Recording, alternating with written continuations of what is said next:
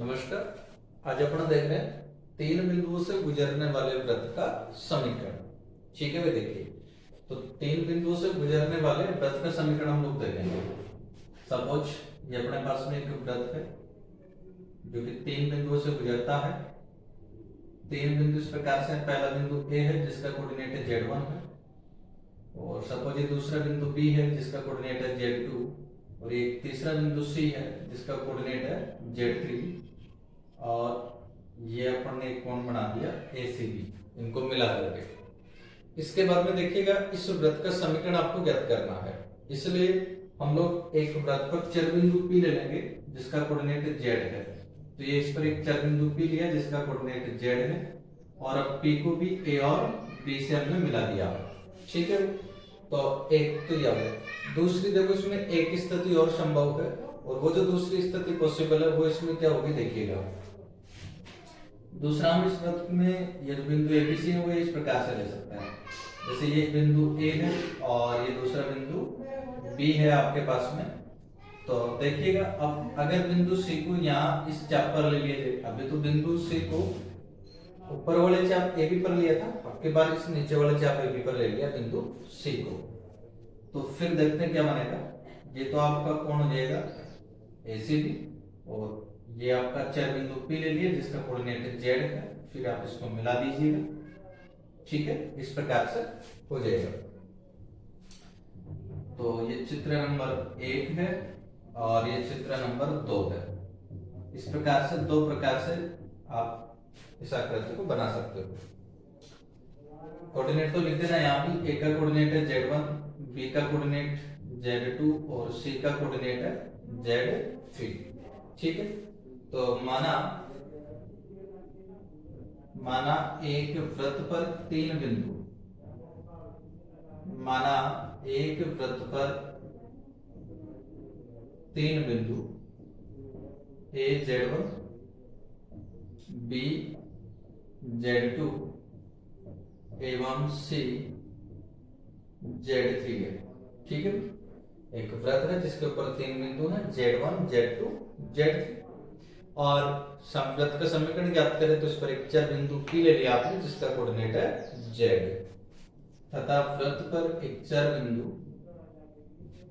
वृत्त पर एक चर बिंदु, वृत्त पर एक चर बिंदु P कोऑर्डिनेट है Z। ठीक है, वृत्त पर एक चर बिंदु P जिसका कोऑर्डिनेट Z है। अब हम वृत्त का समीकरण ज्ञात करेंगे, तो समीकरण किस प्रकार से ज्ञात करेंगे देखिएगा। अब जो आपका पहला चित्र है इससे देखते हैं हम लोग एक बार। तो एक बार तो चित्र 1 से, चित्र 1 से, अब चित्र 1 से देखिएगा भाई ध्यान से। हम लोग एक वृत्त में प्रॉपर्टी जानते हैं कि वृत्त के अंदर एक ही चाप के द्वारा परिधि पर अंतरित कोण समान होते हैं। इसलिए देखिएगा जो कोण ACB है और कोण APB है, इन दोनों कोणों को जरा ध्यान से देखना भाई। चाप A, जो कोण ACB है कौन से चाप के द्वारा बना है? AB के द्वारा। चाप AB से ही बना ना ACB, और जो APB है ये भी चाप AB के द्वारा ही बना है। इसका मतलब ये दोनों जो कोण है बराबर होंगे। तो चित्र 1 से आप लोग देख सकते हैं कि कोण ACB बराबर है कोण APB के, और चित्र 2 से अगर हम देखें,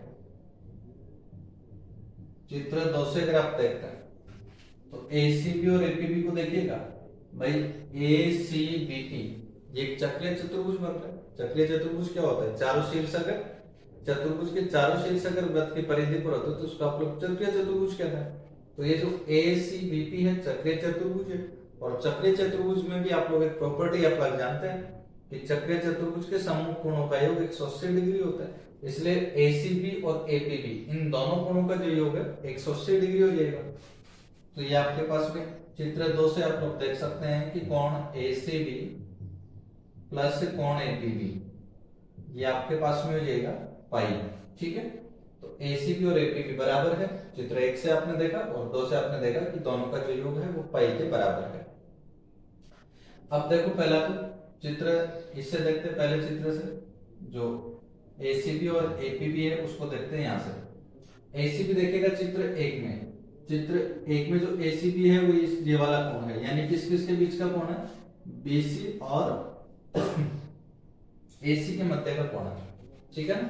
तो इनके दोनों के बीच का कोण है, तो इसको हम लिख सकते हैं आर्ग्यूमेंट ऑफ, देखो ये तो Z3 और Z2 है, इसलिए आप इसको तो लिख देंगे Z2 माइनस Z3,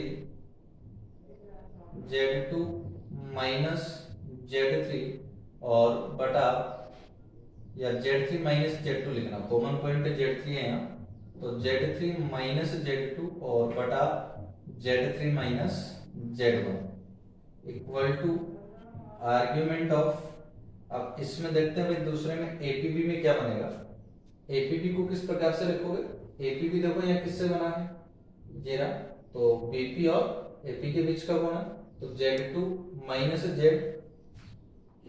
या Z माइनस Z2 बटा Z माइनस Z1, ठीक है। और इसका पक्षांतरण अगर आप लोग कर लेंगे तो फिर ये हो जाएगा argument of Z3 minus Z2 बटा Z3 minus Z1 minus argument of Z minus Z2 बटा Z minus Z1 equal to 0। अब इसमें पूर्णांक की प्रॉपर्टी हम लगा देंगे सम्मिश्र संख्या से। ये हम लोग जानते हैं कि argument of Z1 minus argument of Z2 ये बराबर हुआ करता है argument of Z1 upon Z2 के। ये वाली प्रॉपर्टी आप लोग यहाँ यूज कर लीजिएगा। यहाँ जैसे यूज करेंगे तो हो जाएगा argument of Z3 minus Z2 बटा Z3 माइनस Z2 बटा Z3 माइनस Z1, और इसके मल्टीप्लाई में लिख देंगे, उल्टा हो जाएगा ना, बटा में लिखोगे तो Z माइनस Z1 बटा Z minus Z2 equal to 0, ठीक है। ये आपने लिख दिया इसका आर्ग्यूमेंट, ये आ गया, इसको आप कर दीजिए इक्वेशन नंबर फर्स्ट। दूसरा देखो, हम जो ये वाला जो इक्वेशन आपने लिखा था कोण एसीबी प्लस कोण एपीबी इक्वल टू पाई, यहां से कर लीजिएगा। तो पहला कोण एसीबी है, कोण एसीबी ये रहा, दूसरे चित्र से देखना आपको। तो दूसरे में देखिए जो एसीबी है वो किस प्रकार से बना, Z3 माइनस Z2 और Z3 माइनस Z1। तो ये हो जाएगा argument of Z3 minus Z2 बटा Z3 माइनस Z1 और प्लस एपीबी। आपके बाद एपीबी को देखिएगा Z माइनस Z2 और Z माइनस Z1। तो argument of Z minus Z2 और बटा Z माइनस Z1।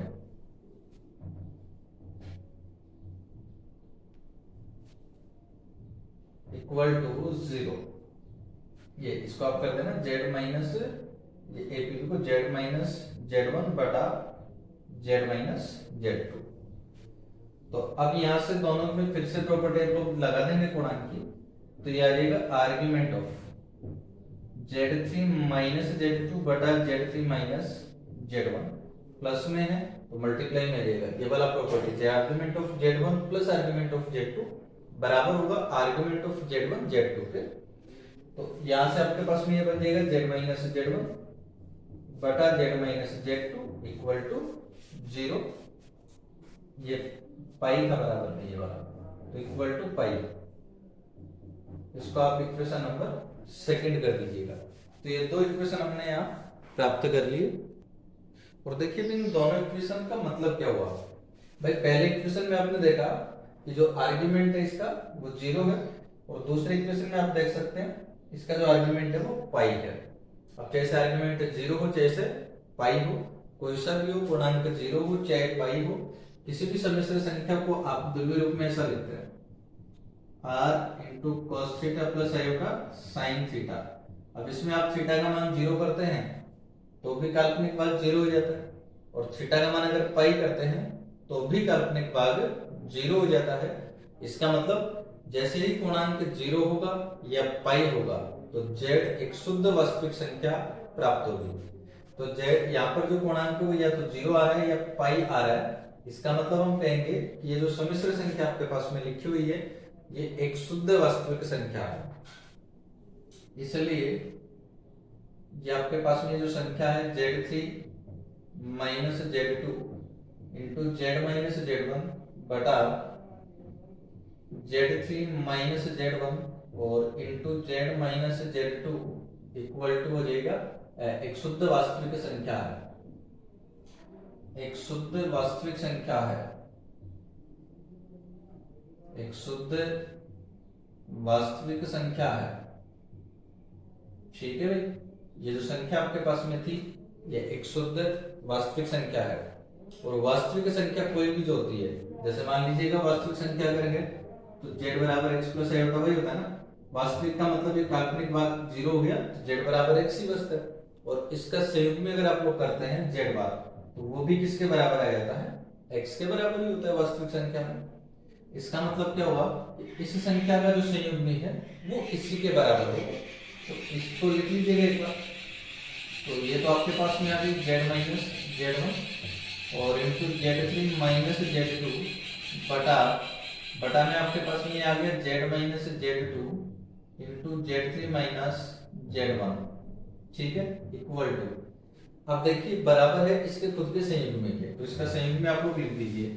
अब इसका जो संयुग्मी है वो हम किस प्रकार से लिखेंगे, देखिए संयुग्मी लिखोगे तो Z बार minus Z1 bar into Z3 बार माइनस Z2 बार बटा Z बार minus Z2 bar into Z3 बार माइनस Z1 बार। ये आपके पास में मिल गई एक इन 3 बिंदु से गुजरने वाले दिए गए वृत्त का समीकरण, जो कि अभिष्ट वृत्त का समीकरण है, जो कि अभिष्ट वृत्त का समीकरण है। ठीक है, ये इस प्रकार से हमें प्राप्त हुआ 3 बिंदुओं से। अब हम देखते हैं प्रतिलोम बिंदु। सबसे पहले डेफिनेशन देखते हैं प्रतिलोम बिंदु क्या होते हैं। तो देखिए दो बिंदु P एवं Q, दो बिंदु P एवं Q प्रतिलोम बिंदु कहलाते हैं। दो बिंदु P एवं Q प्रतिलोम बिंदु कहलाते हैं यदि पहला कंडीशन है C P Q समरेखीय हो, C P Q समरेखीय हो। यहाँ पर C वृत्त का केंद्र है, ये वृत्त है आपके पास में जिसका केंद्र क्या है C। इस वृत्त के सापेक्ष दो बिंदु P एवं Q प्रतिलोम बिंदु कहलाते हैं यदि C P Q समरेखीय हो। और सेकंड कंडीशन आपके पास में है कि CP डॉट CQ बराबर हो R स्क्वायर के। ठीक है, तो CP डॉट CQ बराबर होना चाहिए R स्क्वायर के। इस प्रकार से ये लीजिएगा, ये कोई दो बिंदु है, एक P है और ये दूसरा बिंदु Q है, तो तीनों बिंदु समरेखीय होना चाहिए और साथ में CP dot CQ R square के बराबर होना चाहिए। तो फिर हम लोग P और Q को इस दिए गए वृत्त के सापेक्ष प्रतिलोम बिंदु कहते हैं। ठीक है, अब हम ज्ञात करेंगे इस वृत्त के सापेक्ष प्रतिलोम बिंदुओं के मध्य संबंध। प्रतिलोम बिंदुओं में संबंध हमें देखना है तो सबसे पहले हम इस वृत्त का समीकरण लिख लेंगे। तो माना वृत्त का समीकरण है, माना वृत्त का समीकरण है, वृत्त का समीकरण हम लोग लिख लेंगे व्यापक रूप में। तो व्यापक रूप में जो वृत्त का समीकरण है सम्मिश्र संख्याओं में, उसको हम इस प्रकार से लिखते हैं a z z bar plus alpha z plus alpha bar z bar plus c equal to 0। ये आपके पास में वृत्त का समीकरण है। अब इसका केंद्र और त्रिज्या भी बता दीजिए। इसका केंद्र, जिसका केंद्र, ये तो केंद्र तो होता है इसका माइनस अल्फा बार बटा a तथा त्रिज्या r निम्न है। त्रिज्या अगर r हो तो r स्क्वायर बराबर होता है अल्फा बार माइनस ac बटा a स्क्वायर, ये होती है इसकी त्रिज्या। अब संबंध ज्ञात करेंगे हम प्रतिलोम बिंदुओं में। तो प्रतिलोम बिंदु ले लीजिएगा जो कि P और Q है। मान लिया P का कोऑर्डिनेट z है और Q का कोऑर्डिनेट z डैश है, तो माना इस वृत्त के सापेक्ष दो प्रतिलोम बिंदु, इस वृत्त के सापेक्ष दो प्रतिलोम बिंदु, माना इस वृत्त के सापेक्ष दो प्रतिलोम बिंदु Z1 तथा Z तथा Z डैश है, ये दो प्रतिलोम बिंदु हमने ले लिए। अब देखिएगा अगर ये दोनों प्रतिलोम बिंदु हैं तो इन दोनों कंडीशंस को सेटिस्फाई करें, तो देखिए Cp डॉट Cq किसके बराबर होना चाहिए, r स्क्वायर के। अब Cp का मतलब दो बिंदुओं के मध्य की दूरी है, C और P है। अब सम्मिश्र संख्या में अगर दो बिंदु होते हैं Z1 और Z2, तो दोनों के मध्य की जो दूरी होती है उसको हम लिखते हैं मोड Z1 माइनस Z2। इसलिए यहाँ जो दूरी होगी इसको आप लिखेंगे मोड Z1 माइनस Z2 और sorry mode Z1 minus Z2। तो यहाँ से देखो P का जो कोऑर्डिनेट है ये तो Z है और माइनस C का कोऑर्डिनेट अल्फा बार बटा A है, तो माइनस माइनस प्लस हो जाएगा अल्फा बार बटा A, फिर आ जाएगा Z और माइनस C का Z डैश है ना Q का कोऑर्डिनेट, इसलिए Z डैश लिख रहा हूँ CQ के लिए, और C का कोऑर्डिनेट है माइनस अल्फा बार बटा A, तो प्लस हो जाएगा अल्फा बार बटा A equal to r square. इसको मैं इक्वेशन नंबर फर्स्ट कर लेता हूँ, ठीक है। अब दूसरा, ये जो तीनों बिंदु है CPQ संरेखीय होना चाहिए। अब संरेख का मतलब CQ और CP का कोणांक बराबर होगा, इसलिए भाई CPQ संरेख है, CPQ संरेखीय है, संरेखीय है, इसलिए संरेखीय का मतलब हम जानते हैं कि argument of CQ equal to argument of CP। CQ और CP का जो कोणांक है ये बराबर है। CQ और CP का कोणांक अगर बराबर आएगा तो फिर देखो क्या बनेगा, argument of CQ equal to argument of CP। अब CQ को लिखते हैं हम लोग एक बार, तो आर्ग्यूमेंट ऑफ CQ को देखो कैसे लिखोगे आप लोग, Z डैश और माइनस C का अल्फा बार बटा ये था ना, तो माइनस माइनस प्लस हो गया अल्फा बार बटा A equal to argument of CP को कैसे लिखोगे भाई, Z प्लस अल्फा बार बटा A, ठीक है। इसके बाद में देखें argument of Z dash plus alpha bar बटा A इक्वल टू ये वाला जो आपके पास में था argument of Z plus alpha bar बटा A, ये हम सम्मिश्र संख्याओं की प्रॉपर्टी यूज कर लेते हैं और हम जानते हैं कि जो आर्ग्यूमेंट ऑफ Z होता है ये बराबर होता है माइनस आर्ग्यूमेंट ऑफ Z बार के। तो ये वाली प्रॉपर्टी हम यहाँ यूज करेंगे, तो आप लिख देंगे इसको ऐसा लिख सकते हैं माइनस आर्ग्यूमेंट ऑफ, देखो आर्ग्यूमेंट ऑफ Z बार ये लिख सकते हो, तो माइनस हमने लगा दिया आर्ग्यूमेंट ऑफ Z बार, तो यानी इसका संयुग्म में कर देना आपको Z प्लस अल्फा बार बटा A का क्या कर देना है, संयुग्म। तो अब आइएगा argument of Z dash plus alpha bar बटा A equal to minus argument of, इसको संयुग्म को अलग अलग कर दीजिए तो Z बार हो जाएगा प्लस अल्फा बार, इसका संयुग्म कर देंगे अल्फा हो जाएगा बटा A तो वास्तविक संख्या है, इसलिए ये आपके पास में एज इट इज आ जाएगा। तो argument of Z dash plus alpha bar बटा A बराबर आ गया minus argument of Z bar plus alpha बटा A के, और इसका पक्षांतरण अगर हम कर लें अब तो ये हो जाएगा argument of Z bar plus alpha बटा A into Z dash plus alpha bar बटा A इक्वल टू 0, ठीक है। पक्षांतरण हमने कर लिया, तो इसको तो अपन कर देंगे इक्वेशन नंबर सेकंड, ठीक है। और इसको इक्वेशन सेकंड कर दिया तो अब देखो समीकरण 1 से, समीकरण 1 से अब हम समीकरण 1 में क्या करेंगे, इसमें भी ये जो सम्मिश्र संख्या थी Z प्लस अल्फा बार बटा A, इसको Z बार प्लस अल्फा बटा A बनाने की कोशिश करेंगे। तो यहाँ पर देखिएगा इसको समीकरण x को अपन इस प्रकार से लिख सकते हैं mode Z plus alpha bar बटा A, ये जो था इसको आप ऐसे लिख सकते हो Z प्लस अल्फा बार बटा A और इसका बार, और इनटू ये Z dash plus alpha bar बटा ए।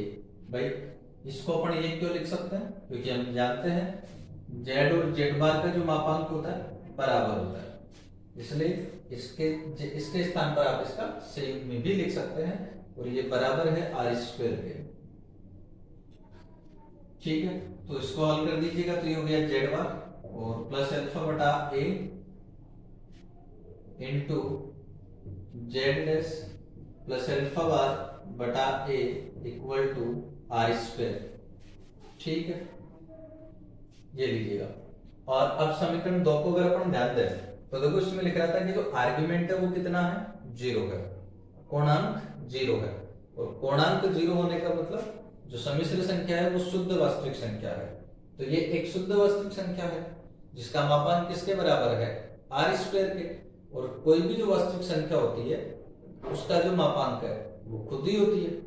इसका मतलब यहां से आप इसका मापांक हटा दें तो जो सम्मिश्र संख्या वो इस प्रकार से हो जाएगी, जेड बार प्लस अल्फा बटा a into z dash plus alpha bar बटा a equal to r square के। इनको मल्टीप्लाई कर लीजिए, दोनों मल्टीप्लाई अगर कर लेंगे तो यह आ जाएगा Z bar z dash plus, एक बार जेड बार को इससे मल्टीप्लाई करिएगा तो ये आपके पास में आ जाएगा जेड बार अल्फा बार या अल्फा बार जेड बार और प्लस इनको दोनों को मल्टीप्लाई कर देंगे तो अल्फा जेड डैश और बटा ए भी आएगा ना, दोनों का एलसीएम बन जाएगा। इसके अलावा एक बार अल्फा बटा ए को जब अल्फा बार बटा ए से मल्टीप्लाई करेंगे अल्फा बार बटा ए स्क्वायर इक्वल टू ये जो आर स्क्वायर है इसका वैल्यू पुट कर दीजिएगा। आर स्क्वायर का मान हम जानते हैं अल्फा बार माइनस ए सी बटा ए स्क्वायर। इसको जब हम हल करें तो इक्वेशन आएगा z bar z dash plus alpha bar z bar plus alpha z dash बटा ए और प्लस अल्फा बार बटा ए स्क्वायर इक्वल टू, यहां से इसको अलग अलग कर दिया तो अल्फा बार बटा ए स्क्वायर माइनस ए से ए कैंसिल हो जाएगा सी बटा ए, फिर ये देखिए हो जाएगा कैंसिल, और इसको जब हम कैंसिल कर लेंगे तो फिर इसके बाद क्या बचेगा वो भी देखिए। अब आपके पास में ये बचा और इसके दोनों पक्षों को जो बचा है इसके भी दोनों पक्षों को हम ए से मल्टीप्लाई करके लिख देंगे। ए से मल्टीप्लाई करेंगे तो आ जाएगा ए जेड बार जेड डैश और प्लस अल्फा बार जेड बार या अल्फा जेड डैश, ए कैंसिल हो जाएगा ना, यहाँ पर ए कैंसिल हो जाएगा तो बस ये बचेगा alpha z dash plus alpha bar z bar और यहाँ से माइनस सी बटा ए, इसको ए से मल्टीप्लाई करोगे तो सी बचेगा, पक्षांतरण करने पर प्लस सी हो जाएगा इक्वल टू 0। ये आपके पास में आया प्रतिलोम बिंदुओं के मध्य संबंध। और इस संबंध की कंपैरिजन करें अगर अपन वृत्त के समीकरण से तो वृत्त का जो समीकरण था वो क्या था भाई अपने पास में, देखो मैं लिख रहा हूं एक बार। वृत्त का जो समीकरण अपने पास में था वो इस प्रकार से था a z z bar plus alpha z plus alpha bar z bar plus c equal to 0। अब ये जो प्रतिलोम बिंदुओं के बीच में संबंध आया इससे कंपैरिजन करें अगर आप इसकी तो देखना जरा ए जेड बार जेड डैश, यानी कि क्या हुआ जेड ए अचर तो जो कांस्टेंट है वो तो एज इट इज है। इसके अलावा देखो जो जेड इसमें जो जेड था उस जेड के स्थान पर यहाँ पर क्या आ गया जेड डैश और जेड बार भी दोनों में क्या है सेम है। फिर देखो अल्फा जेड डैश यानी जेड के स्थान पर क्या आ गया जेड डैश। फिर इसको देखो अगला जो पद है अल्फा बार जेड बार और यहाँ भी alpha bar z bar plus सी यहाँ भी प्लस सी, तो बिल्कुल सेम आ रहा है, यानी कि परिवर्तन केवल क्या हुआ है जेड तो जेड के स्थान पर तो हो गया जेड डैश और जो जेड बार है वो क्या रह गया अपरिवर्तित। इसका मतलब हुआ कि वृत्त के समीकरण में जेड बार को अपरिवर्तित रखने पर, भाई जेड बार में यहाँ कोई चेंज नहीं हो रहा है, तो जेड बार को अपरिवर्तित रखने पर तथा जेड को जेड डैश से प्रतिस्थापित करने पर, जेड डैश से प्रतिस्थापित करने पर प्रतिलोम बिंदु प्राप्त होते हैं, करने पर प्रतिलोम बिंदु प्राप्त होते हैं। ठीक है भाई, ये हमने ज्ञात कर लिया प्रतिलोम बिंदुओं के मध्य संबंध।